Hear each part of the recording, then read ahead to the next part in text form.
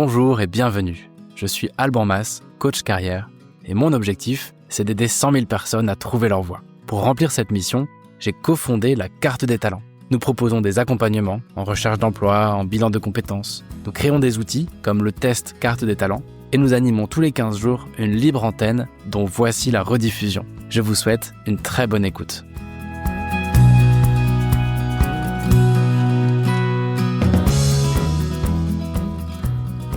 Voilà, on se lance, ça y est, il est 20h31, c'est l'heure de se lancer.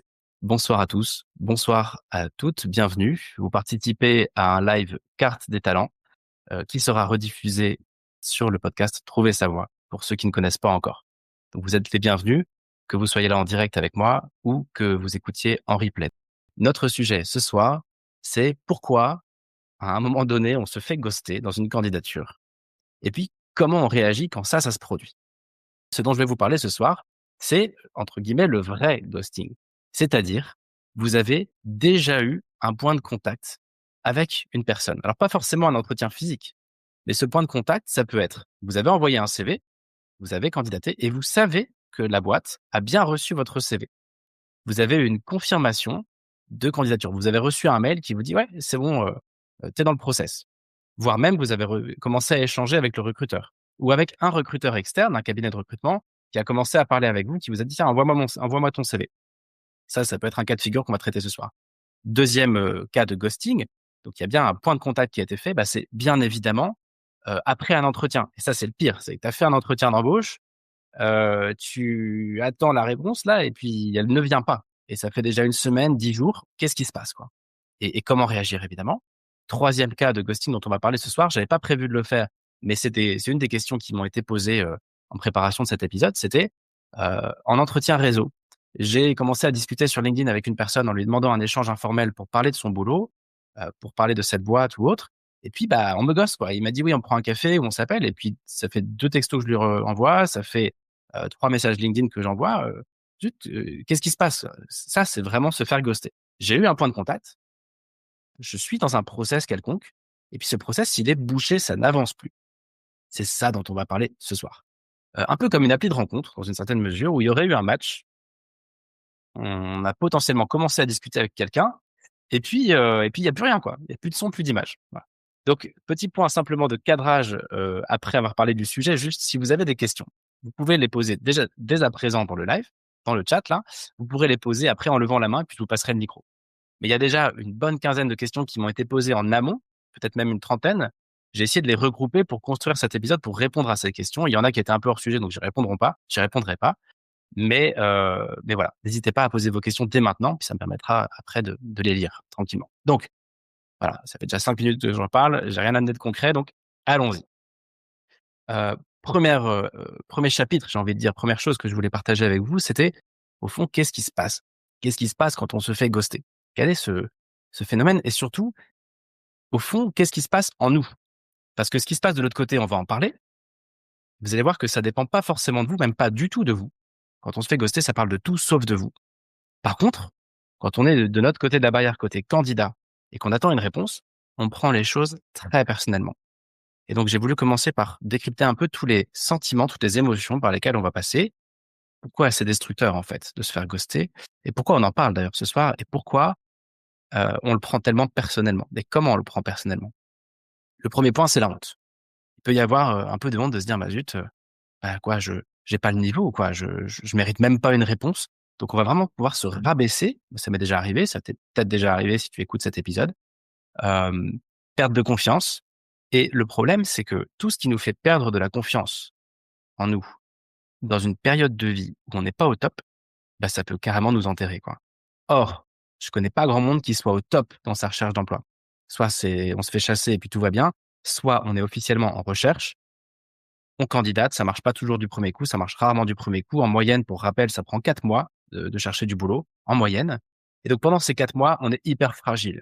Donc le premier sentiment, qui est un sentiment de honte ou de remise en question, il est hyper douloureux et pourtant c'est ce qu'on vit. Deuxième sentiment, c'est la remise en question. On va se dire: «Mais est-ce que j'ai fait un faux pas? Est-ce que j'ai merdé quelque part?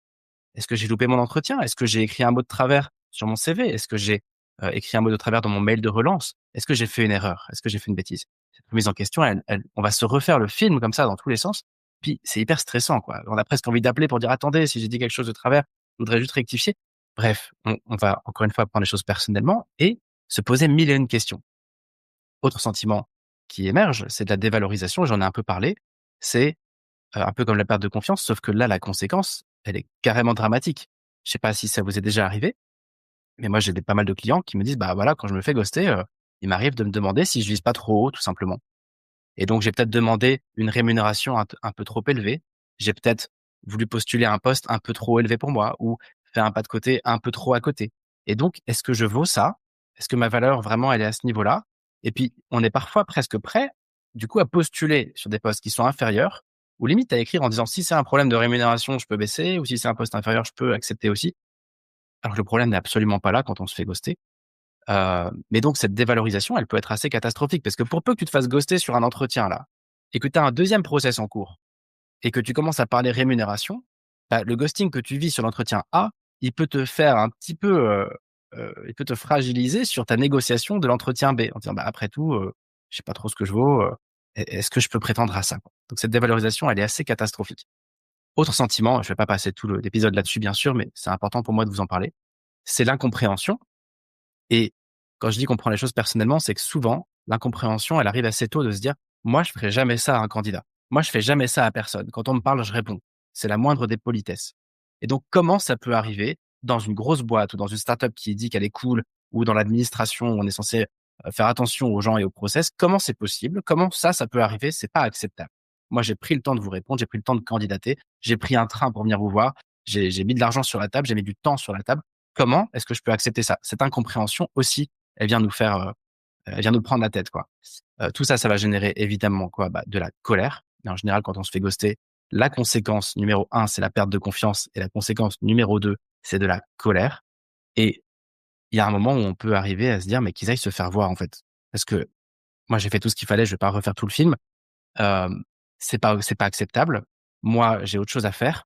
Tant pis, même s'ils me répondent, pour moi, je blacklist cette boîte ou je blacklist ce recruteur ou je blacklist ce contact. Il a pas eu la décence de revenir vers moi, en 15 jours alors qu'il avait dit qu'il le ferait sous 3 jours. Ça me rend dingue. Je vais, en fait, un petit peu, saboter la relation parce que ça y est, j'ai blacklisté moi aussi la personne, en pensant qu'elle m'a blacklisté alors qu'encore une fois, ça n'a rien à voir avec ça, le ghosting. Tout ça, ça nous met dans une sorte d'impasse. Cette impasse, c'est, bah, déjà et c'est pour ça que vous êtes connectés ce soir, je pense, bah, j'ai pas de ressources. Franchement, là, j'ai envoyé, un mail et puis j'ai essayé d'appeler le standard, on m'a envoyé bouler, je sais plus quoi faire, donc je suis un peu, prostré, je suis dans une impasse, je n'ai pas de ressources pour avancer et surtout ça crée de l'attente. Ça crée une perte de temps, en fait, parce qu'on se retrouve passif à attendre une réponse et la passivité, c'est catastrophique en recherche d'emploi parce que quand tu cherches du boulot, tu as envie que ça aille vite, tu as besoin que ça aille vite, pour des questions d'équilibre, psychosocial, pour des questions financières, pour plein de raisons. Il faut que ça avance et là, on peut vite perdre une semaine, 2 semaines, 3 semaines, un mois à attendre une réponse qui ne vient pas et donc le temps du candidat n'est pas celui de l'entreprise. Quand toi, tu perds un mois, c'est une catastrophe, alors que quand l'entreprise perd un mois, bah, c'est ça change absolument rien à sa réalité. Donc, cette perte de temps, cette attente, elle est terrible et c'est bien pour ça qu'on fait cet épisode. En fait, dans une certaine mesure, ne pas savoir, c'est pire que savoir qu'on n'est pas pris. Et c'est ça la situation de ghosting, c'est je ne sais pas ce qui se passe. Mon deuxième chapitre, c'est, heu, pourquoi on se fait ghoster et surtout pourquoi ça n'a rien à voir avec vous dans 99 des cas. Le 1er chapitre, c'était qu'est-ce qui se passe chez moi quand ça arrive? Maintenant, c'est qu'est-ce qui se passe côté recruteur? Pourquoi le recruteur me ghost? Eh bien, c'est pas si compliqué. On pourrait lister une cinquantaine de raisons. Quand je parle avec des recruteurs, quand je me renseigne sur le sujet, je trouve même des centaines de bonnes raisons, des raisons valables qui n'ont rien à voir avec le candidat. La raison la plus cohérente, la raison la plus fréquente, c'est le manque de temps. N'oubliez pas que quand vous envoyez votre CV, eh ben, votre CV, il est à côté de 250 autres CV. Et donc, pour peu que vous postuliez sur un poste, une boîte un peu trendy, ou sur, une boîte qui est pas hyper structurée, qui n'a pas les bons process, qui n'a pas encore mis en place un ATS pour traiter ce volume, qui s'est pas hyper mis à jour, eh bien, en fait, tout simplement, les boîtes sont aujourd'hui submergées de candidatures.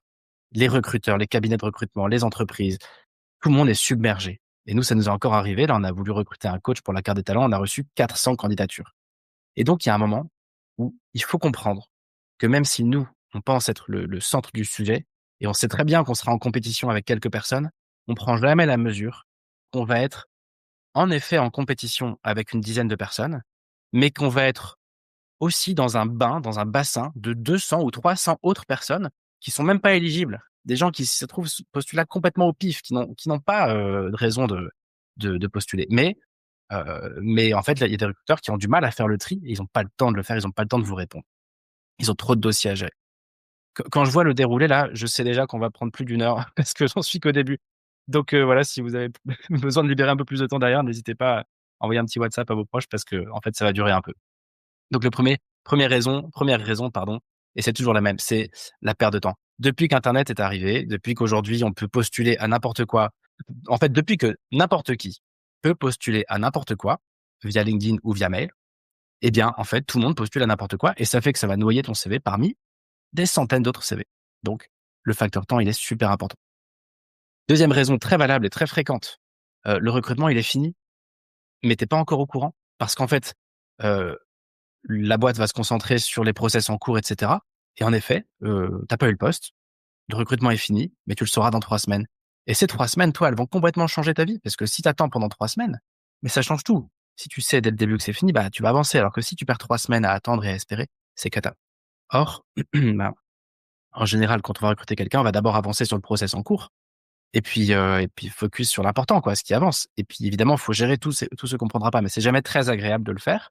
Personne n'aime décevoir et donc, on va pas envoyer juste un vulgaire mail pour dire: «Voilà, vous êtes pas pris». Ça prend du temps de refuser aussi. Donc du coup, bah, le recrutement, il est peut-être fini, tu as peut-être pas eu le poste, mais ça prend un peu de temps pour être au courant. Donc c'est pour ça qu'il faut pas attendre, parce que dans ce cas-là, tu perds ton temps.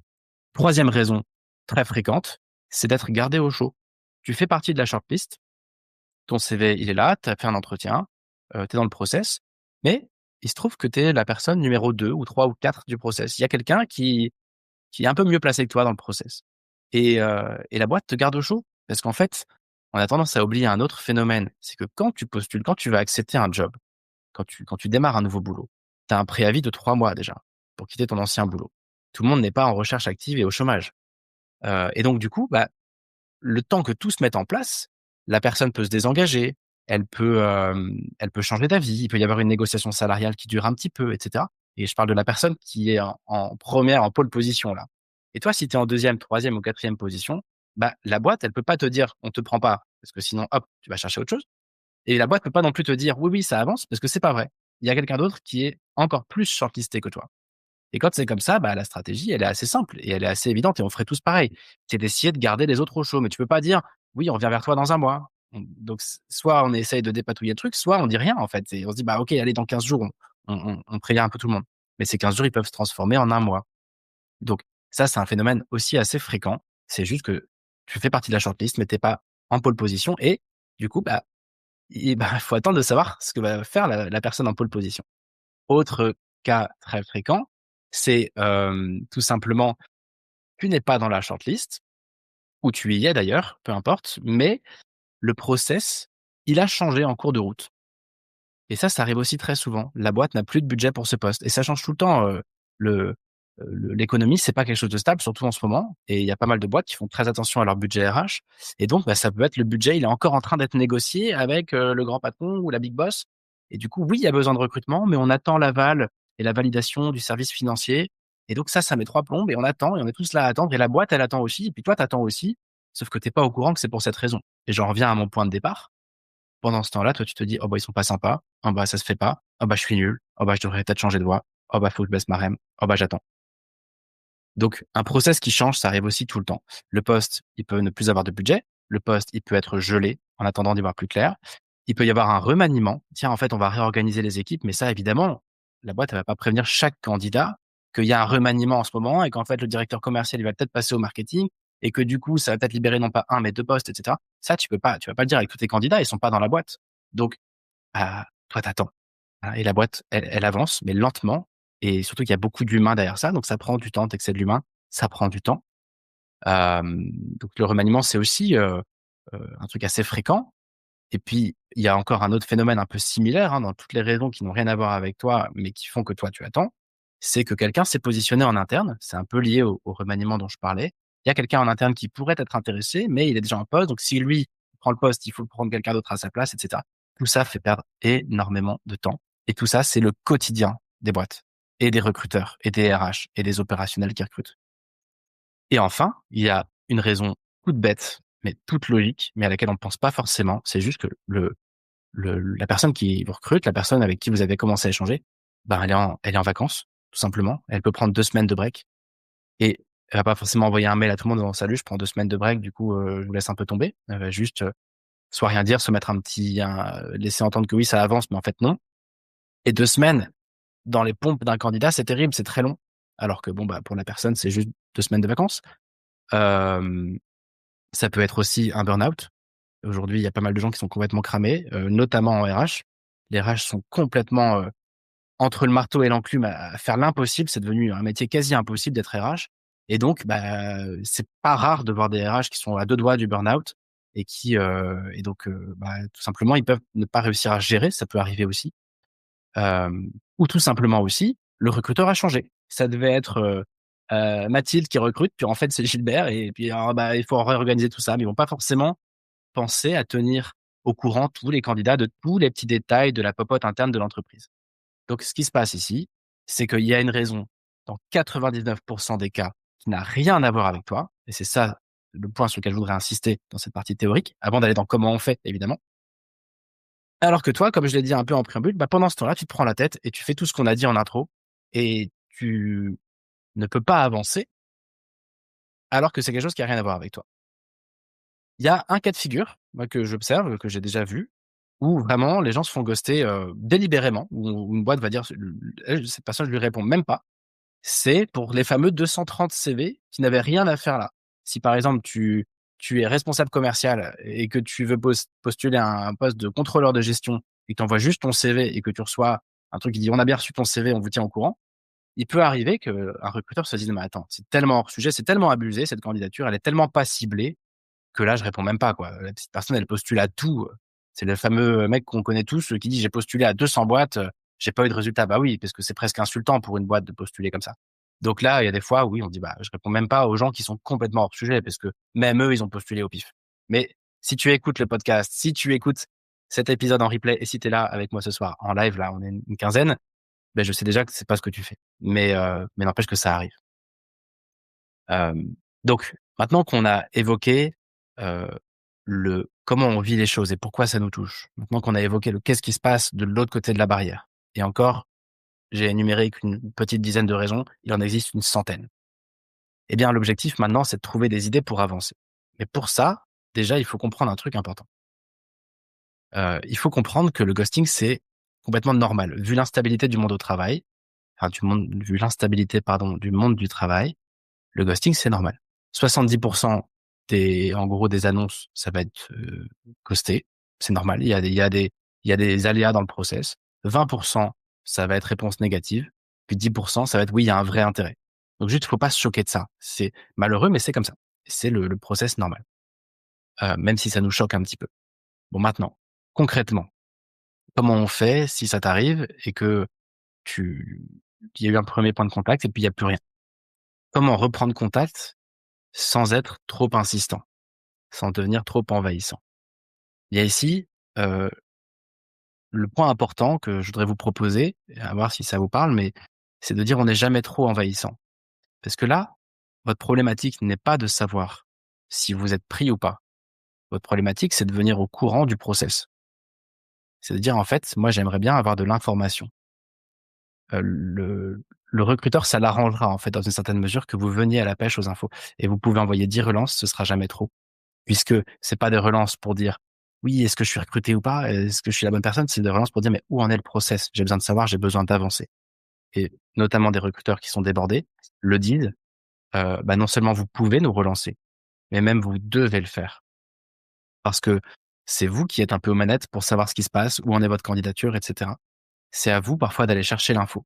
Du point de vue du recruteur, la relance, c'est la base, c'est normal et si vraiment le job vous attire, bah, vous pouvez relancer. mais j'ai envie de dire jusqu'à 10 fois, ça, vous n'allez pas être blacklisté pour ça. Mais quand vous relancez, l'enjeu, ce sera pas de dire: «Est-ce que j'ai été recruté? Est-ce que ma candidature», ce sera pas de parler de vous, en fait. Ce sera de parler du process. Où en est ce fameux process dans lequel je suis? Voilà. En tout cas, c'est l'approche que je vous propose, de regarder de plus près ce soir. Relancer pour avoir de l'info et non pas pour essayer à tout prix de vous vendre. Parce que si vous êtes ghosté, c'est pas que vous vous êtes fait recaler, c'est juste que ça prend du temps. Donc, l'idée n'est pas de savoir si vous, vous êtes pris, l'idée, c'est bien de savoir où en est le process. Une petite info importante, trouvée dans un bouquin d'une experte du recrutement, elle dit: 5 des candidats osent relancer. Donc c'est assez dingue, mais visiblement c'est vrai, en tout cas aux États-Unis. Et ce qu'elle dit, c'est elle est côté recruteur, elle dit: «Mais arrêtez de complexer, ça aide énormément un recruteur, quelqu'un qui relance». Pourquoi?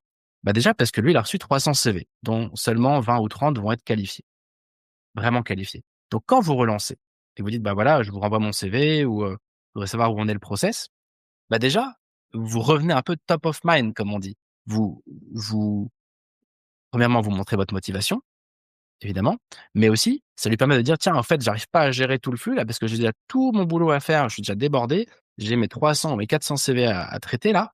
Bah, chaque personne qui envoie un mail directement au manager ou au recruteur ou au RH, ça leur fait gagner vachement de temps. Parce qu'il dit: «Bah, tiens, il y a quelqu'un qui revient vers moi» et c'est hyper facile parce que si le process avance, ils peuvent vous répondre. Si vous êtes recalé, ils peuvent vous répondre et c'est facile et hop et ça passe à la suite. Hem et donc ça leur tend un peu la perche pour pouvoir, un peu alléger leur process et savoir qui est vraiment pertinent et ça permettra de mettre, votre CV un peu en haut de la pile en disant: «Tiens, ah oui, c'est vrai, il y a telle personne, hop là, je le sors un peu du circuit habituel des 400 CV là. Déjà, je sais que lui, il est qualifié». Parce que si tu relances, en général, c'est que vraiment tu as envie du boulot et que tu penses que tu peux être qualifié pour ce poste. Sinon, bah, en effet, c'est un peu du pif, quoi. Donc le message ici, c'est de dire que seulement 5 des personnes, des candidats osent vraiment relancer, ce qui est pas beaucoup, hein, et que relancer, c'est au final un process normal et que ça permet non pas de déranger, mais d'être shortlisté parfois ou en tout cas d'avoir de l'info plus vite. Maintenant qu'on a dit tout ça, très concrètement, comment on fait? Donc tu t'es fait ghoster, il y a pas de nouvelles dans le process, tu as déjà relancé, une fois et là tu te dis: «Bon, qu'est-ce que je fais?» Ou alors on t'a dit: «OK, on revient vers vous, je sais pas, on revient vers vous lundi» et puis on est déjà vendredi et personne n'est revenu vers toi et tu te dis: «Qu'est-ce que je fais?»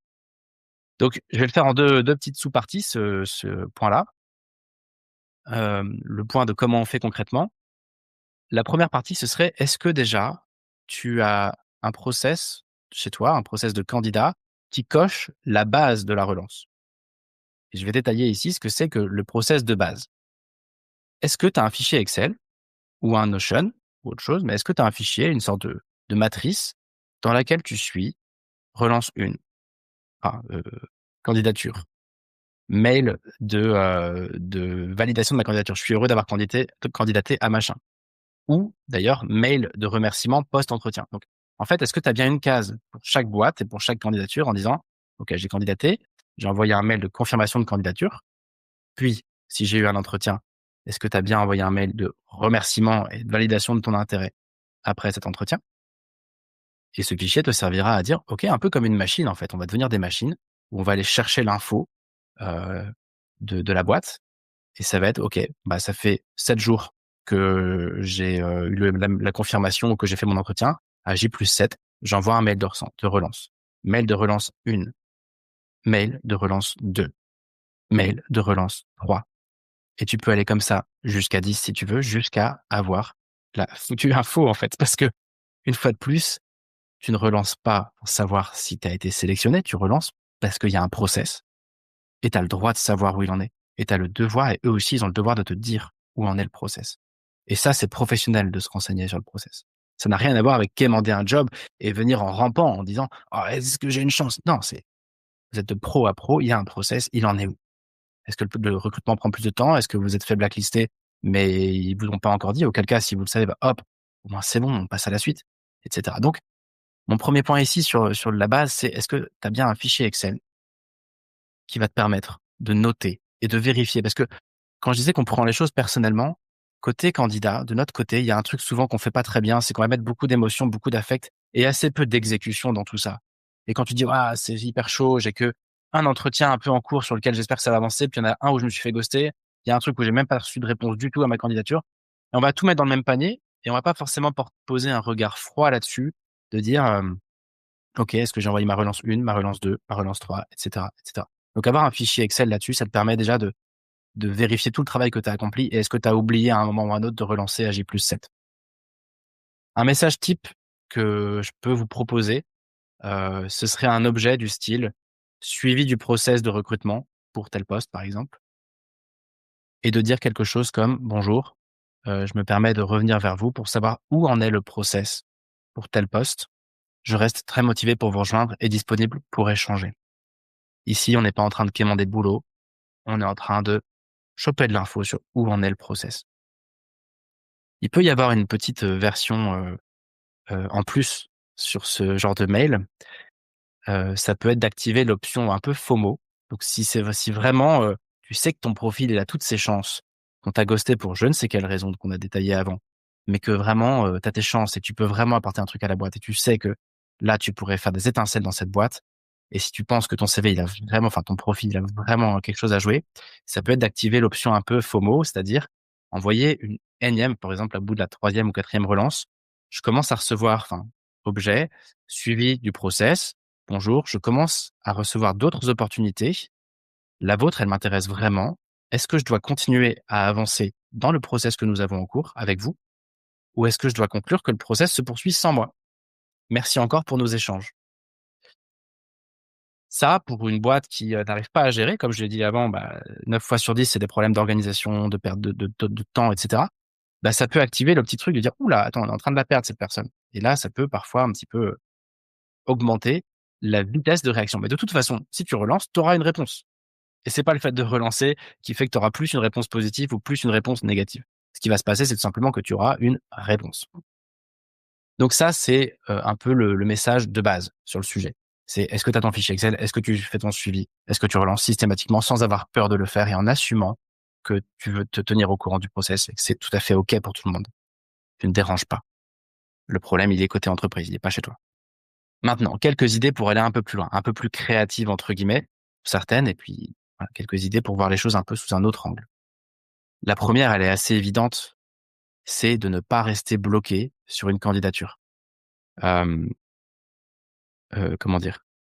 En général, quand on postule, surtout après un entretien, on se dit: «Waouh, ça y est, je suis dans un vrai process, là, il y a un truc qui démarre», et on a un peu tendance à tout arrêter. Et pour peu qu'on soit pas en train de faire, de la stratégie candidature spontanée, pour peu qu'on n'ait pas de personal branding en parallèle, pour peu qu'on n'ait pas activé une stratégie réseau et qu'on soit seulement dans une stratégie annonce, et quand ça mord, on a tendance à se dire: «Ouh là, ça y est, je retrouve espoir, là, ça avance, j'ai du concret, j'y crois, et donc je mets toute mon énergie, tout mon cœur dans cette annonce-là». Sauf que, une fois de plus, dans 70 des cas, il y aura un peu de ghosting dans le process, et donc, si tu en as qu'une candidature un peu chaude, si tu as qu'1 marron au feu, ça va être très compliqué de rester motivé et de garder la pêche parce que c'est déprimant d'attendre. Et puis même de relancer, c'est un peu déprimant. C'est pas fun, même s'il faut le faire. Donc, le premier petit conseil ici, ce serait: OK, mais si tu as un process en stand-by et sur lequel tu te fais ghoster, qu'est-ce que tu as d'autre? Déjà, est-ce que tu as d'autres process à suivre avec ton petit fichier Excel? Est-ce que tu as des échanges réseau en ce moment avec des gens de cette boîte, et cetera, ou avec d'autres personnes? Est-ce que tu as des projets pour booster un peu ton personal branding? Est-ce que tu es en train de gagner de l'expérience avec des projets annexes? Enfin bref, est-ce que tu es en train de faire d'autres choses à côté ou est-ce que tu es en train juste d'attendre ce truc-là comme une épiphanie? Et si ça passe pas, c'est une catastrophe. N'oublions jamais, tu auras peut-être l'info que dans 2 mois ou dans 1 mois ou dans 2 semaines, et tu pas envie de perdre ce temps-là.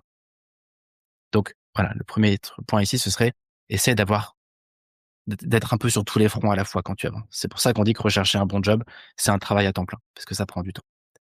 Une deuxième approche un petit peu moins conventionnelle, ce serait soit au moment où tu postules, soit après avoir eu ce premier point de contact, de trouver un moyen un peu créatif, un moyen qui te ressemble, de ne pas laisser le choix à l'autre de te répondre. Si tu es très à l'aise par téléphone, ça peut être d'appeler au lieu d'envoyer des mails. Si tu es très à l'aise, sur, la voilà, en présentation dans la in real life, j'ai envie de dire, dans la vraie vie, et ça peut être tout simplement d'aller, amener les croissants un jour ou juste d'aller un matin, dire: «Bonjour, je suis venu, j'ai postulé, on en est où?» Voilà, ça peut être aussi bête que ça, mais là, ils ont pas le choix que de vous répondre. Soit ils vous diront: «Ça ne marche pas», soit: si, si, si, on est en galère, mais Oui, le process est en cours, toujours, vous êtes bien, mais hop, ça permet de remettre une petite piqûre de rappel et d'avoir de l'info.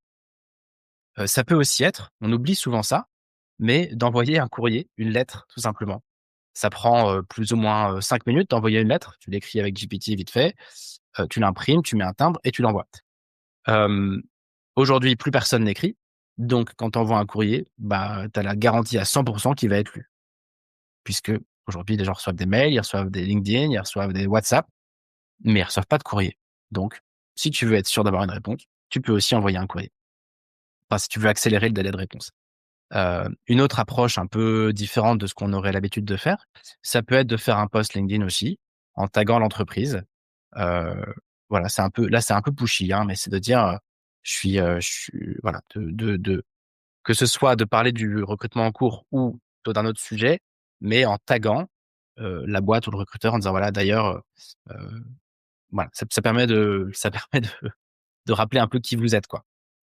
Bon voilà, ça c'était, comment ne pas laisser le choix à l'autre de te voir. Autre, approche un petit peu plus professionnelle, ce serait assez rapidement d'ailleurs dans le process, même sans avoir été ghosté, d'échanger avec le futur manager ou la future manager. Le problème, c'est que tu n'as pas forcément son mail et le problème, c'est que l'autre, il est enfin le futur manager, je parle pas du RH ou du recruteur, hein, je parle de ton ou ta future boss, la personne pour qui on recrute. Le problème, c'est que tu as pas son mail et qu'elle est pas forcément très présente sur LinkedIn ou que tu ne peux pas forcément lui écrire sur LinkedIn parce que vous n'êtes pas en contact. Donc là, le petit hack qui peut fonctionner, c'est d'utiliser un email checker, un site, qui permet de checker les adresses mail. Tu mets le nom, tu te débrouilles pour avoir le nom et le prénom de la personne pour qui ce recrutement est, donc du futur boss ou de la future boss.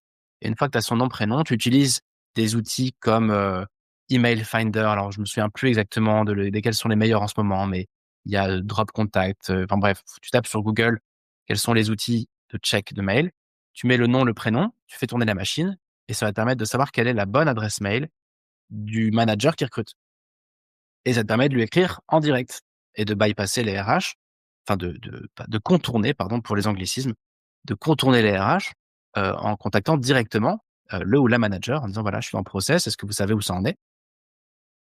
Et d'ailleurs là-dessus, que ce soit dans un email au manager ou dans des emails de relance, il y a, une autre stratégie qui peut être très intéressante et plus professionnelle que d'amener les croissants ou d'appeler, c'est d'amener de la valeur ajoutée. Alors si tu connais un peu ce média, tu sais que pour moi, quand on postule, on peut pas arriver les mains vides. Si tu postules pour être catégorie manager dans une boîte, eh bien, tu dois pouvoir arriver avec déjà une feuille de route de ce que tu ferais en tant que catégorie manager dans cette boîte. Même si on te demande pas de faire un business case, même si on te demande pas de faire une étude de cas, tu dois la faire. Tu dois arriver avec déjà un peu de valeur en entretien à dire: «Tiens, j'ai commencé à bosser le sujet déjà». Ça, c'est mon point de vue. Mais ça, tu peux le faire si tu te fais ghoster. Tu peux envoyer un mail de relance en disant: je venais aux nouvelles de où en est le process de recrutement et bah, en attendant, j'ai commencé à travailler le sujet et ou à faire, une étude sur tel sujet, qui pourrait être lié au poste ou j'ai commencé à analyser un tel marché ou, je suis content de vous partager telle ressource que je trouve intéressante sur le poste. Amener de la valeur ajoutée, même si c'est pas grand chose. Ça peut être un mini audit, ça peut être un plan d'action que tu aimerais activer si tu les rejoins. Ça peut être un benchmark, de qu'est-ce qui se fait par ailleurs. Ça voilà, peu importe, mais c'est de se dire, en plus d'un email de relance et surtout si tu écris directement au manager, c'est peut te dire: «Je sais pas si ça va marcher, je sais pas où en est le process, mais voilà, un peu de valeur ajoutée en attendant, quoi». Voilà. Tout ça, c'est assez professionnel, ça fait plaisir à recevoir quand on est côté recruteur et surtout, ça fait que ton CV peut passer de la, 190e position à la 2e ou première position juste parce que tu es revenu dans l'esprit de la boîte et tu as amené de la valeur. Autre stratégie et ce sera ma dernière pour pas être trop long, hem et c'est une stratégie de réseau au final, mais qui peut être utile quand tu te fais ghoster. C'est une stratégie qui nous vient de Madeline Mann, une américaine qui est très forte en recrutement et en accompagnement de recherche d'emploi et elle, en fait, sa stratégie réseau, elle est assez simple. Elle consiste à dire: «Tu veux bosser dans telle boîte?» Prenons, je sais pas moi, tu veux bosser chez Apple, en Bretagne, peu qu'ils aient un bureau en Bretagne. Tu repères 3 personnes qui travaillent dans cette boîte-là et tu leur écris sur LinkedIn en leur disant que voilà, tu es intéressé par cette boîte et tu aimerais échanger avec elle. Sur les 3 personnes, évidemment, elles ne vont pas toutes te répondre. Mais quand même, tu envoies un premier message LinkedIn ou un mail, puis au bout de 7 jours, un deuxième, puis au bout de 7 jours, un troisième. Et une fois de plus, c'est pas gênant de relancer les gens. C'est normal dans le monde du business. C'est comme un commercial qui enverrait une proposition et qui relancerait jamais, juste qui enverrait une offre, qui dirait: «Tiens, bah, voilà, on verra si le client il veut me choisir, quoi». Non, un commercial, il relance pour closer. Bah, là, c'est pareil. Donc c'est de contacter 3 personnes dans une boîte qui t'intéresse, qui sont sur différents postes, peu importe d'ailleurs leur poste, et puis de les relancer en disant: «Voilà, j'aimerais vraiment échanger avec vous», mais pas pour avoir un job. J'aimerais échanger pour avoir des informations. Et sur les 3, bah, avant la 9e relance du troisième, on va dire, il y en a forcément un ou 2 qui vont se réveiller, qui vont dire: «Oui, avec plaisir, on peut discuter», et ça permet de dire: «Tiens, by the way, je suis au fait, je suis en process en cours», et puis ça permet de commencer à mailler un peu et à tisser un peu son réseau dans la boîte, et ça marche. Ça marche. Les gens sont pas gênés par ça. C'est juste une question de comment tu adresses ton réseautage, et on va en parler juste après. Hem, donc voilà, grosso modo, c'est pas des idées révolutionnaires, mais mon message pour conclure sur cette, 1re, cette approche un peu théorique du sujet, c'était: oui, on le vit très mal, et pourtant c'est normal que ça arrive et c'est pas de notre faute, c'est comme ça. Il y a des solutions assez classiques de relance, il y a des solutions un peu plus créatives, et je suis sûr que si vous réfléchissez bien, vous en trouverez aussi. Si on part du principe que relancer, c'est pas péché, qu'on a le droit de le faire, qu'il faut le faire, et bah, alors vous trouverez les bonnes solutions en fonction de votre personnalité. Hem, Maintenant, un tout dernier point avant de passer à la libre antenne, c'est qu'il y a une personne qui nous a écrit en disant: «Oui, alors c'est un peu hors sujet, mais quand même, ça m'intéresserait. Comment on fait quand on se fait ghoster sur un entretien réseau?» Hem Et donc là, par exemple, je vais boucler ça avec: j'ai contacté 3 personnes dans une boîte. Il y en a un sur les 3 qui m'a répondu. Il a dit: «OK» pour discuter sur LinkedIn, et puis en fait, j'ai plus de nouvelles. Ou alors OK pour boire un café, puis j'ai plus de nouvelles. OK. Bien ça, si on vous ghost pour des entretiens réseau, une fois de plus, hein, c'est souvent des raisons qui n'ont rien à voir avec vous. C'est que la personne, elle est pas tout le temps sur LinkedIn, elle a pas le temps de vous répondre, elle est débordée un peu comme tout le monde, et cetera. Mais il y a un bout qui vous revient quand même, il y a un peu de responsabilité de votre côté là-dessus. Si on vous ghost en entretien réseau, pour le coup, ça peut être un peu de votre responsabilité. Ça peut vouloir dire que la personne en face, elle a pas compris ce que vous lui voulez. Hem, Elle a peur de ce que vous allez lui demander. Elle a peur, en gros, que vous preniez 1 heure pour lui raconter votre vie et qu'à la fin, vous lui demandiez un job. Si elle ne comprend pas ce que vous voulez, elle peut mettre plus de temps avant de vous accorder un coup de fil ou un café ou un échange. Donc la solution, c'est d'être ultra clair sur ce que vous allez demander à votre contact. Que ce soit un ami d'amis ou un inconnu, c'est pareil. Vous ne pouvez pas ne pas clarifier votre projet. Même si vous avez plein de projets, vous devez pouvoir dire: «Voilà, en gros, ce sur quoi je travaille en ce moment, ce qui m'intéresse en ce moment», en une phrase. «Voilà mes intentions, voilà les conseils que je veux obtenir, voilà pourquoi je te contacte. Je ne recherche pas un job, je recherche des conseils sur ça et ça», et vous devez aussi clarifier le format. Qu'est-ce que vous lui demandez? Pas un échange, mais: «J'aimerais échanger par téléphone ou autour d'un café 15 minutes». Et là, une fois que tout est clair, et si c'est ça que tu envoies à la personne, si c'est sur ça que tu la relances, alors c'est safe pour elle. Elle sait que tu vas pas lui demander un boulot, elle comprend ton projet, elle comprend comment elle peut t'aider, elle sait que ça va durer que 15 minutes, et du coup, une fois que tout ça c'est calé, et ben après c'est pareil, on active les relances. Ça peut être d'abord d'appeler, d'expliquer ça à la personne. Si elle répond pas, de lui envoyer un SMS, et puis si elle répond pas, bah pareil, dans ton fichier Excel: «OK, ça fait 7 jours qu'elle m'a pas répondu, pourtant elle était OK pour échanger. Allez, J+7, je renvoie un petit SMS ou un petit LinkedIn ou un petit mail. Si c'est OK, la personne était OK pour échanger, on y va. Si elle était pas OK, c'est pas grave, mais là, elle était OK». Et puis, à bout de 3 relances, là, pour le coup, il y a pas de process, hein, de recrutement. On est en train de parler d'un entretien réseau, de quelqu'un qui est d'accord pour t'aider en prenant un peu de son temps pour t'aider. Et donc là, évidemment, on va pas faire 10 relances, mais l'idée, c'est qu'après la 3e relance, on laisse tomber. C'est que c'est quelqu'un qui s'en fiche, qui a pas envie de t'aider, ou voilà, ou que vraiment il a rien compris à ce que tu veux parce que tu as pas été clair, mais ça n'arrivera pas puisque tu seras clair. Donc au bout de 2-3 relances, je dirais 3, là, on s'arrête sur un entretien réseau. Tant pis, elle est pas OK, elle a pas le temps, OK, on passe au suivant. Mais si tu fais tout ça, bah, normalement, et surtout si tu poursuis plusieurs lièvres à la fois et que tu les poursuis bien, eh bien, dans ton fichier Excel, tu auras toujours quelque chose à faire chaque jour. Et normalement, Ça veut pas dire que tu seras pris directement aux offres, mais tu auras plus rapidement de l'information quand tu te fais ghoster. Voilà, il y avait d'autres questions, mais auxquelles je ne répondrai, pas forcément. C'était, comment attirer des recruteurs sur LinkedIn? Ce sera pour un autre épisode. Comment faire un CV court qui donne envie aux recruteurs de me recruter et de me rencontrer surtout? Ça, on l'a fait déjà avec Gladys avant. Et dans les dernières questions que j'avais pas traitées, il y avait: comment faire quand on a contacté ou relancé plusieurs fois sans succès et qu'on ne veut pas paraître trop insistant? Par exemple, vous avez relancé 2 fois et vous êtes toujours sans réponse. Et ben, pour moi, vous n'êtes jamais trop insistant. Je l'ai déjà dit, i vous avez le droit de savoir ce qui se passe. Voilà. Hem, Toute dernière question, c'était: quelle est la meilleure, manière de relancer tout en gardant ce positionnement de valeur, ne pas paraître en demande? Eh bien, ici, je reviens sur un point assez fondamental qui est: vous n'êtes pas en demande du boulot, vous êtes en demande du process. Vous ne demandez pas si vous avez le job, vous demandez où est le process. Évidemment, vous serez peut-être pas pris, ou vous serez peut-être pris. Mais là, vos relances, elles sont pour savoir où en est le process. C'est tout pour cette partie théorique. Donc, sur le podcast, ça s'arrêtera là pour le premier épisode et on va activer la libre antenne à partir de maintenant. Merci d'avoir écouté cet épisode. S'il vous a plu, pensez à le partager et à nous laisser un commentaire. Pour poursuivre la discussion, rendez-vous sur albonmas.com et sur lacartedestalents.com pour accéder à notre plateforme de ressources. À très bientôt et d'ici là, prenez soin de votre carrière.